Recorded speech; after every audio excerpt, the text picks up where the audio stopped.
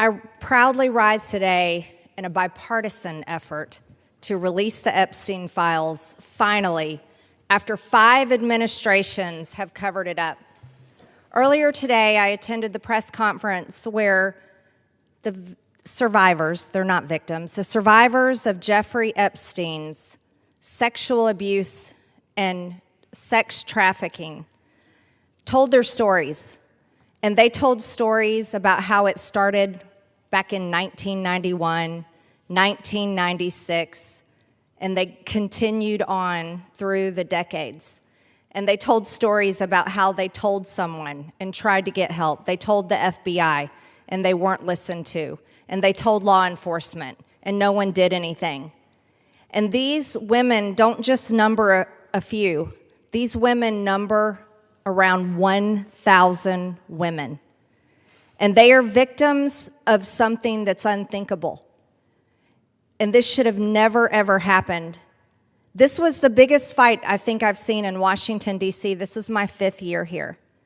And this was a fight that we should have never had to wage. It should have been the easiest thing for every single member of Congress. It should have been the easiest thing for the Speaker of the House. It should have been the easiest thing for the President of the United States to release all the information, every single file, on behalf of these American women. These American women aren't rich, powerful elites.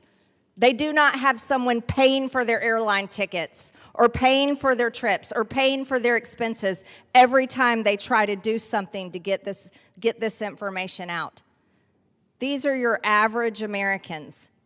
And you want to know what the Epstein files represent, the cover-up represents to average Americans? It represents the failures of the federal government and Congress to the American people.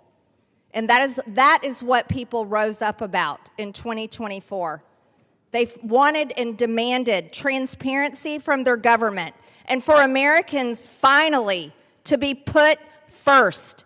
And today, with this vote, we are finally putting these victims and these survivors of Jeffrey Epstein and the cabal of rich, powerful elites that expands not just here in the United States of America, but to other countries as well. We're putting them last. And that is exactly what Americans want. You see, for far too long, Americans have been put last. And they're sick of it. They're sick and tired of it.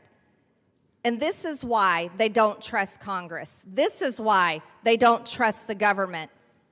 And here's the problem. All of these women who have suffered in shame for years and years and years, women who were terrified, women who were intimidated, women who were threatened, just like Virginia Giuffre.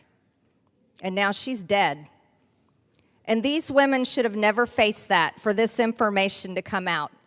And we, especially the 4 Republican members of the House of Representatives, we should have never faced intimidation and threats for us to get this vote to come to the floor. Never forget, there were 4. Thomas Massie, myself, Nancy Mace, and Lauren Boebert.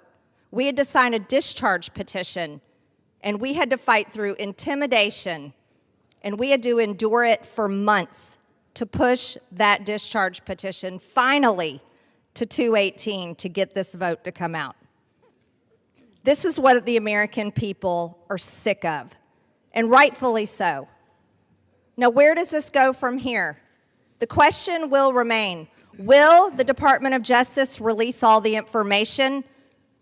Will a judge in New York release the information? Will the CIA release the information? And will foreign governments release their information? Or will this continue after this vote today be a cover-up? A cover-up of the rich, powerful elites that bond together in sex and human trafficking abuse and all types of global business that enriches them but never serves Americans. The American people will know, and the victims, actually the survivors of Jeffrey Epstein, will know because they know the list of names. And I remain dedicated to my promise to read those names here on the House floor if those women ever find them in a place that it needs to be done. I yield back to